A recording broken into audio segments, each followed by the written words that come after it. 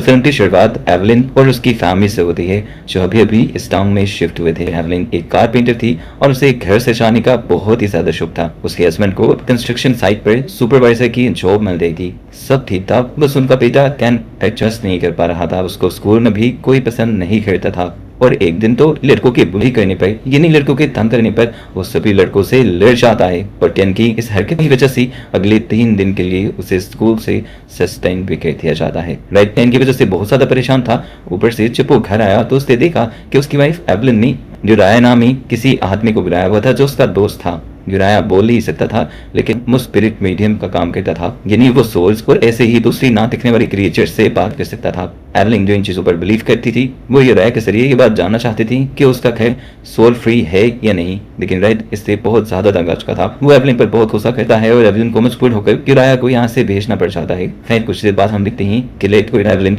केन से बात करने के लिए उसके पास बैठते हैं और उससे पूछते हैं कि आखिर तुम्हें मसला क्या है। तो केन बताता है कि सब बच्चे मुझे बुरी करते हैं और वो मुझे प्यारा नहीं समझते। केन ने जो किया था उसकी सजा के तौर पर ही केन की वीडियो गेम्स वगैरह बंद कर देते हैं, लेकिन क्योंकि उन्हें यह भी एहसास था कि इस सब में केन भी सफर कर रहा है और उसकी ज्यादा गलती भी नहीं है, तो वो अगले दिन उसका मूड ठीक करने के लिए एक ट्रिप का भी प्लान बना लेते हैं। मैंने इतना ज्यादा एक्साइटेड हो गया था कि सुबह एवलिन फ्रेड के उठने से पहले ही वो उठ गया और उसने खोजा कि अपने मॉम डैड को उठाया। इन लोगों ने पिकनिक की तैयारी की और ये लोग जंगल में पहुंच गए। यहाँ पे कैन चीजों के साथ खेल रहा था तो एवलिन और फ्रेड एक दूसरे से बात कर रही थी। एवलिन कहती है कि मुझे कुछ भी चीजें ठीक नहीं लग रही, मुझे नहीं लग रहा कि कैन एडजस्ट कर पाएगा। तो फ्रेड उससे कहता है हौसला रखो, वक्त गुस्से का और आहिस्ता आहिस्ता चीजें नॉर्मल होने लगेंगी। यहीं पर फ्रेड एवलिन को एक सरप्राइज भी देता है। वो जानता था कि एवलिन को क्राफ्टिंग का कितना ज्यादा शौक है।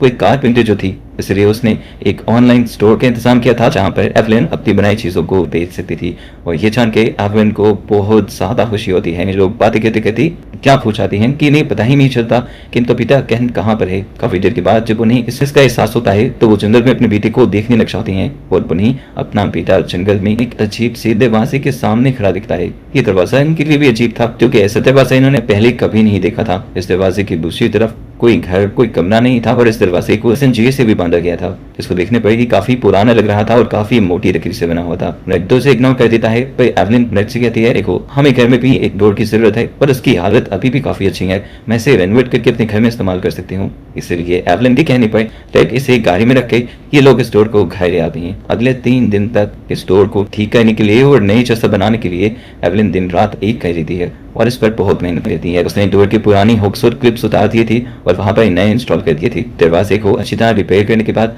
उसने इसे पेंट करके बिल्कुल नया जैसा बना दिया था। अब क्योंकि इनके कमरे में दरवाजा नहीं था तो इसीलिए रेड और एवलिन मिलकर इस डोर को उस कमरे के बाहर लगा देती हैं। खैर अगला दिन हो जाता है और इनके साथ अजीबोगरीब काम होना शुरू हो जाते हैं, जिससे हमें तो ये साफ अंदाजा हो जाता है कि वो डोर कोई आम डोर नहीं है। लेकिन एवलिन और फ्रेड इस पर ध्यान नहीं देते। पहले ही दिन एवलिन जब उस कमरे का दरवाजा खोलती है उस कमरे से कुछ लेने के लिए तो उसे इस दरवाजे के अंदर से बहुत ही गंदी स्मेल आती है, लेकिन फिर वो ये सोचकर इग्नोर कर देती है कि शायद किसी ने अपनी गंदी जूते वहां उतार दिए होंगे। ये दिन तो सीधा गुस्से आता है और अगले दिन जब एवलिन ग्रॉसरी करके बाहर निकलती है तो वो अपनी पॉकेट के अंदर से चाबियां निकालती है। चाबियों के साथ उसके हाथ पे बहुत सारे वॉर्म्स भी आ जाते हैं। ये देखकर वो पूरी तरह डर गई थी। उसकी पॉकेट में ऐसे अजीबोगरीब कीड़ों का होना बिल्कुल भी नॉर्मल तो नहीं था। वो जल्दी से अपनी जैकेट उतारती है और उसमें देखती है ये वॉर्म्स आए कहां से थे, लेकिन उसकी जैकेट बिल्कुल साफ थी। बात रात में वो रेड से भी डिस्कस करती है। रेड कहता है इतना मत सोचो, क्या पता तुम्हारा बेटा ही तुम्हारे साथ प्रैंक कर रहा हो और उसने ही ये वॉर्म्स तुम्हारी की के साथ रखकर तुम्हारी पॉकेट में रख दी हो। रेड कहता है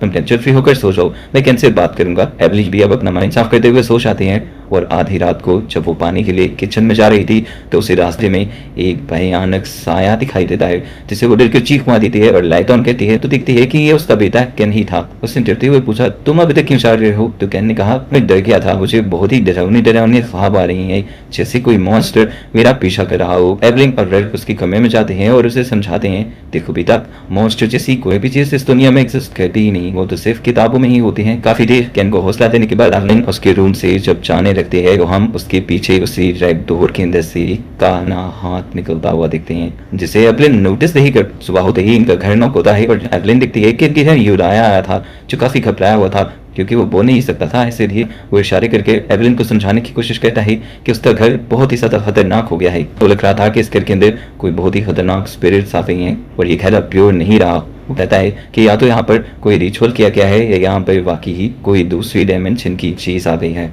ये लोग अब उस चीज को यहाँ से बकाने के लिए एक रिचुअल करने लग जाते हैं और एवलिन भी मान जाती है। यूराया घर के चारों तरफ नमक का एक हीरा बना देता है और बहुत सारी कैंडल्स ऑन करता है और एवलिन से उस नए लगाई डोर के बारे में सवाल करता है तो एवलिन बता देती है कि उसे तो ये लोग जंगल से लेकर आए थे। वो समझ गया कि गड़बड़ी इसी पर है। वो रिपोर्ट लिखकर जब उस डोर के ऊपर डालता है तो एकदम से लाइट्स फ्लिकर होकर चली जाती हैं और इस साइन से ये लोग समझ जाते हैं कि जो कुछ भी गड़बड़ है वो इस डोर से ही है। यूराया जल्दी से इस डोर को अपने घर से उतार देने को कहता है। रात में जब ब्रेड खिलाता है तो एवलिन रेड को सारी बात बताती है। ब्रेड कहता है वैसे तो मुझे इस बात पे यकीन नहीं, लेकिन अगर तुम कहती हो तो मैं इस डोर को उधार दूंगा। अगले दिन हम लिखते हैं कि एवलिन पास की लाइब्रेरी में जाती है और उससे पूछती है कि क्या पहले ऐसी यहाँ की कुछ स्टोरीज मशहूर हैं, जैसे किसी का गायब हो जाना या किसी मॉन्स्टर का इस एरिया में आना या जंगल के बारे में कोई स्टोरी या किसी स्ट्रेंज डोर के बारे में कोई स्टोरी पता है। वो लाइब्रेरियन उसे बताती है कि ऐसा ज्यादा तो कुछ नहीं, लेकिन हाँ जंगल में मौजूद एक यानी एक कुएं के बारे में ऐसी कहानियां बनी हुई है कि जैसे वो कर्स्ट हो यानी श्रापित हो। पर हाँ आज से 20 साल पहले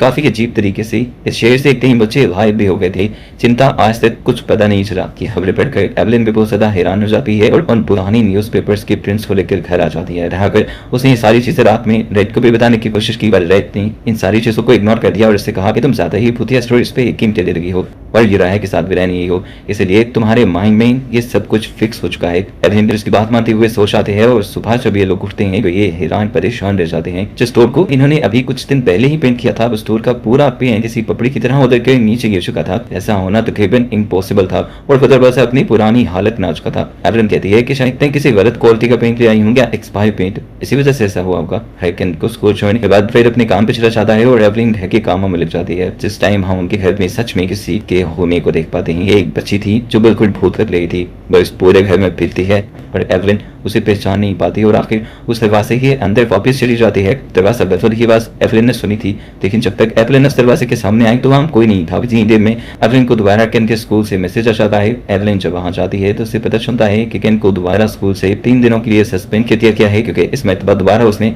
बच्चों को मारा था और अब की बार तो वो काफी ज्यादा बुरे तरीके से। वो समझ गई थी कि केन के साथ कुछ तो बहुत बड़ी गड़बड़ है। उसे जहन में आता है कि क्या केन के साथ जो सब कुछ हो रहा है वो उस डोर से तो नहीं छोड़ा, लेकिन फिर उसे रेड की बातें याद आती हैं जिसने एवलिन को उसके दिमाग से ये भूतिया चीजें निकालने को कहा था। इसीलिए एवलिन ने भी अब इस चीज को ज्यादा नहीं सोचा पर घर आकर दोबारा रेड से बात की कि केन सुधरती पर आ ही नहीं रहा। ये लोग फैसला करते हैं कि केन को डिसिप्लिन सिखाने के लिए कुछ दिन तक फ्रेड केन को अपने साथ साइट पर लेकर जाएगा। अब हम देखते हैं कि एवलिन को लाइब्रेरी की तरफ से कुछ पुराने न्यूज़पेपर के प्रिंट रिसीव होते हैं। इस न्यूज़पेपर प्रिंट में एक ऐसी लड़की के गायब होने की भी खबर थी जिसकी मॉम अभी तक इसी टाउन में रहती थी। ये खबर सुनकर वो फैसला करती है कि वो उस लड़की की मॉम से इन्वेस्टिगेशन करेंगी कि आखिर उनकी बेटी के साथ हुआ क्या था। बिना बताया कि वो मैगी नाम की उस बच्ची के मॉम के घर चले जाते हैं। वो औरत काफी डरी हुई थी। उसने एवलिन के लिए थोड़ा सा ही दरवाजा खोला। एवलिन ने उसे बताया कि मैं मैगी की पुरानी खबर सुनकर आई हूँ। मैगी के नाम सुनकर वो और भी ज्यादा घबराती थी। एवलिन ने उसे बताया कि मुझे जंगल में एक बहुत पुराना दरवाजा भी मिला था, मुझे उसके बारे में इन्वेस्टिगेशन के लिए। ये सुनकर तो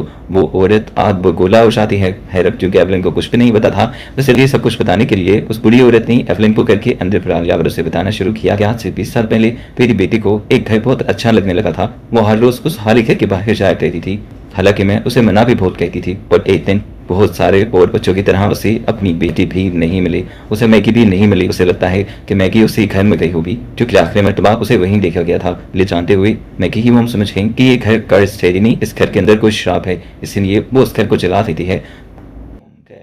लेकिन हैरानी की बात थी, पूरा घर जलने के बावजूद वो दरवाजा नहीं जला था। कि देखते हुए वो समझ गई कि ये जरूर किसी और डायमेंशन का, ये जहन्नुम का दरवाजा है जहाँ पर मासूम बच्चों की सोल्स चली जाती हैं। इसीलिए उसने उस दरवाजे को जंजीरों से बांधकर जंगल के दरमियान में छोड़ दिया ताकि कोई भी बच्चा उसका शिकार ना हो सके। उस दिन के बाद से बच्चे गायब होना कम हो गए। लेकिन अब एवलिन क्योंकि वो दरवाजा दोबारा अपने घर इन्हीं शहर में ले आई थी, तो इसका मतलब था कि हिस्ट्री अब अपने आप को रिपीट करेगी। एवलिन ने अभी ये बात सुनी कि फौरन ही उसे उसके हस्बैंड रेड का मैसेज आया जिसने बताया कि वो गैन को घर छोड़ चुका है। ये सुनते हुए वो घबरा कर फौरन घर की तरफ भागी, क्योंकि वो जानती थी कि अब उसका बेटा उस बेफासी की वजह से खतरे में है। और घर पहुंचने पर वही हुआ जिसका उसे डर था, उसे कहीं भी नहीं मिला। फौरन से वो ये खबर रेड को दे देती है और अब ये दोनों मिलकर अपनी बेटे को ढूंढने लग जाते हैं। पूरे शहर में ढूंढने के बाद जब उन्हें अपनी बेटी का कोई सुराग नहीं मिलता तो रेड पुलिस में भी रिपोर्ट कर देता है। वहां पर हर तरफ इन्वेस्टिगेशन होना शुरू हो जाती है और हमें उस दरवाजे के अंदर से केन की कार बाहर आती दिखाई देती है, जिसका साफ मतलब था कि केन उस दरवाजे के अंदर ही है। रेड तो पुलिस के साथ लगा हुआ था केन को ढूंढने के लिए, लेकिन एवलिन समझ गई थी कि उससे ना तो किसी ने किडनैप किया है और ना ही वो भटका हुआ है। वो जरूर उसी डोर के पीछे है, क्योंकि केन ने पहले भी कई मरतबा अपने मॉम को बताया था कि उसे अजीबोगरीब मॉन्स्टर्स अपने ख्वाबों में डराते हैं। एवलिन पछता रही थी कि क्यों वो अपने बेटे की बात ना समझ पाई, क्यों वो उसके डर को महसूस ना कर पाई, और आज उसके डर ने उसी को खा लिया। वो जानती थी कि पुलिस तो यहाँ कुछ नहीं कर सकती और जो उनकी मदद कर सकता है वो कोई और नहीं बल्कि यूराया था। इसलिए वो यूराया को अपने घर बुलाने दी है। जैसे ही यूराया घर आता है, एवलिन उसे सारी चीजें बताती है कि किस तरह पिछले कुछ दिनों से केन को मॉन्स्टर्स के हवा रहे थे। एवलिन को भी इस घर में डर लगने लगा था और वो उस दरवाजे की भी सारी कहानी यूराया को बता देती है, जो उसे मैगी की मॉम से पता चली थी और न्यूज़पेपर्स के जरिए पता चली थी। यूराया उनकी बातों को सुनकर ये बात कंफर्म कर देता है कि वो डोर कोई साधा डोर नहीं है, बल्कि वो दूसरी दुनिया का एक पोर्टल है और जरूर उस दुनिया के पीछे किसी डीमन का राज है। यूराया को लगता था कि अगर कोई इसके अंदर जा सकता है तो वहां से वापस आने का भी कोई ना कोई पॉसिबल तरीका तो होगा। वो इन दोनों से कहता है कि हमें इस डोर को सबसे पहले उसी जगह पर रखना होगा जहाँ से ये इन लोगों को मिला था, ताकि वहां जाकर ये लोग अपने रिचुअल के जरिए इस दरवाजे के पीछे की दुनिया यानी स्पिरिचुअल वर्ल्ड से कांटेक्ट कर सकें। रेड पर एवलिन उसकी बात मानते हुए इस दरवाजे को उतार कर बिल्कुल उसी जगह पर रख देते हैं जहाँ से इन्हें मिला था। कुछ कैंडल चलाते हुए ये लोग एक रिचुअल की तैयारी भी कर लेते हैं। यूराया अब अपना रिचुअल शुरू कर देता है, यहाँ पर कुछ सिंबल्स बनाते हुए। जैसे जैसे ये रिचुअल आगे बढ़ रहा था, इस जगह का माहौल और भी ज्यादा डरावना होता जा रहा था। हर चीज डार्क होती जा रही थी, सारी कैंडल्स बुझने लगी थी, यहाँ तक कि उनका आखिरी लालटेन भी बुझ जाता है। जिस टाइम यहाँ पर एंट्री करता है वही भयानक शैतान जो इस डोर के पीछे रहता था। इस टाइम इन्हें वो नजर नहीं आता, लेकिन यूराया उससे बात कर रहा था। सिर्फ यूराया ही उसे देख सकता था। यूराया उससे बात करता है कि उसे उस दरवाजे के पीछे जाना है। रेड डीमन उससे कहता है कि उस दरवाजे के पीछे जाने की एक कीमत है और तुम्हें मुझे कुछ देना होगा, इस दरवाजे की चाबी। यूराया इस दरवाजे की चाबी भी उसे दे देता है और वो चाबी फौरन से उस दरवाजे के अंदर वाइप हो जाती है। उसके बाद वो दरवाजा अब इनकी आंखों के सामने खुल जाता है। दोबारा यहाँ की सभी लाइट्स बंद हो जाती हैं और यूराया को यहाँ पर बहुत सारे बच्चों की सोल्स दिखाई देती हैं, जो वक्त के साथ साथ इसी दरवाजे के पीछे गायब होते हैं। अब ये तीनों इस डोर को पार करते हुए उस शैडो वर्ल्ड के अंदर चले जाते हैं, उस सोल की दुनिया के अंदर चले जाते हैं। ये जगह सिर्फ डार्क नहीं थी, यहाँ पर एक खौफ फैला हुआ था और इसके अलावा यहाँ कुछ भी नहीं था। गेमन बताता है कि यहाँ पर उसने बहुत सारे बच्चों की सोल्स को रखा हुआ है, जो सोल्स उसके लिए खाने की तरह हैं और उसे ताकत देती है। गेमन बताता है कि मैं सिर्फ उन्हीं बच्चों के सोल्स को यहाँ पर लेकर आता हूँ जो डरते हैं। उसकी सबसे बड़ी ताकत डर है। यहाँ एवलिन यूराया से कहती है कि तुम उससे कहो कि चाहे मुझे यहाँ रख ले, लेकिन मेरे बेटे को छोड़ देगी। सुनते डीमन हंसने लग जाता है और कहता है कि ऐसी कोई डील यहाँ पर काम नहीं करती, यहाँ पर बड़े आ ही नहीं सकते, यहाँ पर सिर्फ डर राज करता है। जिसके अंदर डर है वही यहाँ रह सकता है। एवलिन अब से बैठ चुकी थी, उसे किसी भी हाल में अपना बेटा वापिस चाहिए था। तो डीमन सवाल करता है कि तुम अपने बेटे को वापस हासिल करने के लिए क्या कर सकते हो। एवलिन कहती है कुछ भी। इसके कुछ भी कहते ही यहाँ वो डीमन इनके सामने एक कॉन्ट्रैक्ट रखता है और बताता है कि तुम्हारे बेटे की जान वापस देने के बदले तुम इस डोर को किसी ऐसी जगह लगाओगे जहाँ से हर रोज मैं किसी एक बच्चे की सोल को ले सकूंगा। अपने बेटे के प्यार में खुद हर्ष एवलिन उसकी ये भी बात मान लेती है और इस डॉक्यूमेंट पर साइन कर देती है। ये साइन करते ही उनके पीछे कलर दोबारा खुलता है और उसमें से रह सहमा बीमार और कमजोर हुआ केन बाहर निकल आता है, जिसे देखकर एवलिन बहुत ज्यादा खुश हो गई थी। फाइनली ये लोग अब अपनी असली दुनिया में वापिस आ चुके थे। बजाय तो अब कोई प्रॉब्लम नहीं रही थी, पर यूराया बताता है कि प्रॉब्लम अभी है। जो कॉन्ट्रैक्ट इन्होंने साइन किया है उसके बदले इन दोनों की सोल्स भी उस डीमन की हो चुकी हैं और मरने के बाद इनकी सोल्स गॉड के पास नहीं बल्कि इस डीमन के पास जाएंगी और इन्हें सबसे पहले डीमन के साथ किया हुआ वादा पूरा करना होगा। इस डोर को किसी ऐसी जगह लगाना होगा जहां से वो बच्चों की सोल्स को और डर को हासिल कर सके, नहीं तो डीमन उनकी लाइफ तबाह कर देगा। और अपना काम देने के बाद तुम लोगों को ये टाउन जल्दी छोड़ भी देना होगा। अगले सुबह हम देखते हैं कि एवलिन केन को लेकर फौरन अपना सामान पैक करके इस टाउन को छोड़कर चली जाती है, लेकिन रेड पीछे रह जाता है क्योंकि उसे डीमन के साथ किया अपना आखिरी वादा पूरा करना था। उस डोर को दोबारा से तैयार करता है, बिल्कुल नए की तरह पेंट कर देता है और जाकर एक स्कूल में लिखा देता है जहां से डीमन को डर और बच्चे दोनों मिल सकी। उसे ऐसा करते हुए बुरा भी लग रहा था, लेकिन वो मजबूर था और अब जोम की एक नई कहानी शुरू होने वाली थी। यहाँ से बच्चे लायक तो हुआ करेंगे लेकिन कभी अपने पेरेंट्स को नहीं मिलेंगे। और बस यही सब दिखाते और बताते हुए ये कहानी यहाँ खत्म हो जाती है।